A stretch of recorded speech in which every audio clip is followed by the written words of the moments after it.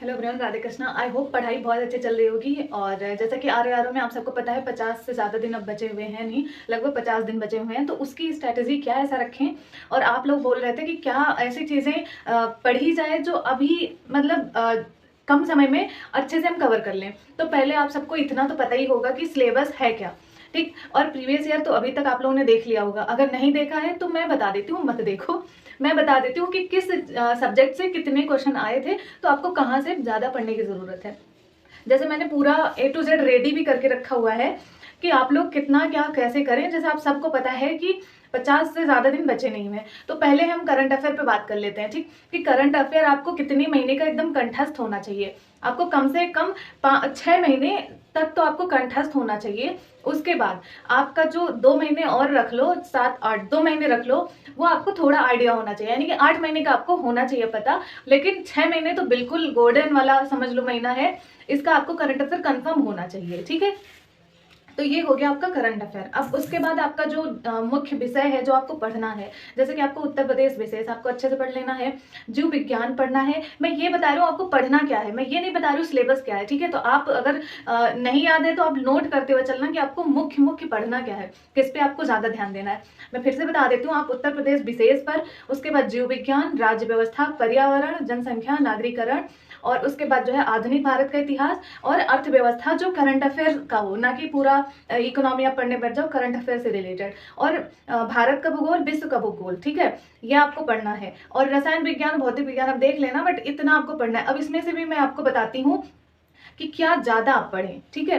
पढ़ना आपको इतना है, लेकिन अब एक होता नहीं है कि हाँ आप ये बताइए कि हम जो है कितना क्या पढ़ लें। तो जैसे हम आपको बताते हैं कि जैसे पहले हम हिंदी पे बात कर लेते हैं। हिंदी पर क्या करें, आपकी समान हिंदी है, आपका 6 टॉपिक उसमें दिया हुआ है। आप उसमें टारगेट बनाओ 55+ का, ठीक। कैसे बनाओगे कि आपका जैसे कि विलोम हुआ, ठीक है, और आपका जैसे अनेक शब्दों के लिए एक शब्द हुआ, वर्तनी शुद्ध हुआ, इससे एक भी प्रश्न गलत मत जाने देना।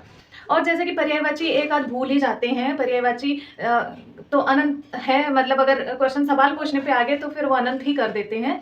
और उसके बाद जो है आपका तत्सम, तद्भव, विशेषण, विशेष, ये जो 3 टॉपिक है, इससे अगर एक आध क्वेश्चन गलत भी जाता है तो भी आपको 55+ लाना है। 5 क्वेश्चन मान लो 60 में गलत जा रहे हैं तो भी आपका 55+ होना चाहिए, ठीक। तो ये हो गया आपका हिंदी की स्ट्रैटेजी, आप किस तरह से इसको लेकर के चलें, ठीक। उसके बाद आप जब आपकी जो परीक्षा है एकदम नजदीक है और इस समय आपको क्या पढ़ना चाहिए और क्या नहीं पढ़ना चाहिए, तो उससे पहले मैं बताऊं कि अभी तक जितना आपने पढ़ा है शेड्यूल में बांधो रिवीजन करने की।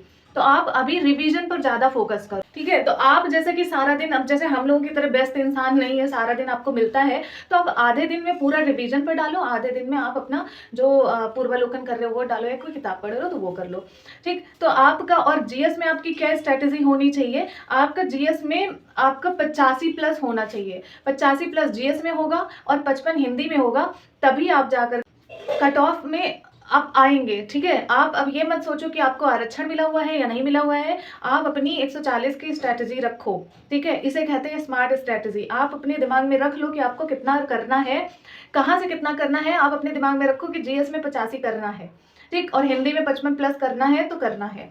अब ये करने का हम तरीका आपको बताते हैं कि अभी कम समय में ये कैसे लाया जाता है। उससे पहले आप सबको बताएं कि जो हम पिछले, अगर प्रीवियस ईयर क्वेश्चन देखा होगा या मेरी पिछली वीडियो देखी होगी, तो उसमें मैंने आप लोगों को बताया भी था कि किस टॉपिक से या किस सब्जेक्ट से कितने क्वेश्चन पूछे जाते हैं। जैसे आधुनिक भारत से आपका 14 क्वेश्चन आए, उसके बाद उत्तर प्रदेश विशेष से आपके 20 क्वेश्चन आए। 20 क्वेश्चन मायने रखते हैं। भारत के भूगोल से 14 क्वेश्चन, करंट अफेयर से 16 क्वेश्चन, और आपकी जो मतलब मिसलेनियस होता है, नहीं हम जो योजना, फैक्ट, ये सारी चीजें पूछते हैं ना, विविध में रखते हैं, तो उससे आपका 13 क्वेश्चन आया, और साथ ही रीजनिंग से आपके 12 क्वेश्चन आए। तो आपके ये टोटल अगर हम मिला लें तो लगभग 90 प्रश्न बन जाते हैं। आप जोड़ लेना, एक आध ऊपर नीचे होगा, बट 90 प्रश्न बन जाते हैं, ठीक है।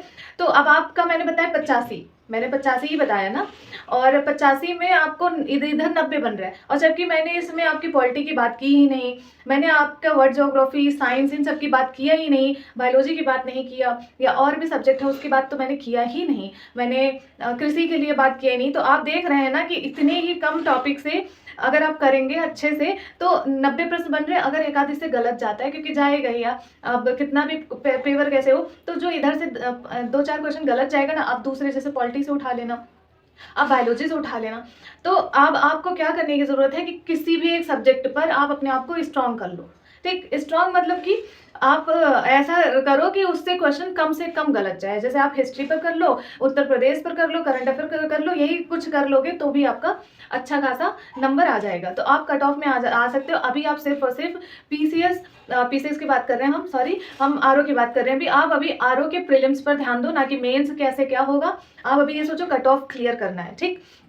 और इसमें जो आप पढ़ रहे हैं ना, तो जितने मैंने अभी आपको विषय बताए हैं, ठीक है, इसी विषय को आप अच्छे से कंप्लीट करो। इतने ही कम समय में जो समय दिया जाएगा उसमें आप कमांड करो और इतने ही करके आओगे तो आपका हो जाएगा, ठीक है। उसके बाद आप थोड़ा सा निगेटिव मार्किंग का ध्यान रख लेना, क्योंकि ले डूबता है ये। उसके बाद आप क्या करें, उसके बाद जैसे मैंने आपको ये सारी चीज़ें बता दी कि कब से कब तक आता है, मैंने पूरा डिटेल अच्छे से गुणा भाग करके आप लोगों को बताया, पूरा इसमें घंटों मैंने बिताया है।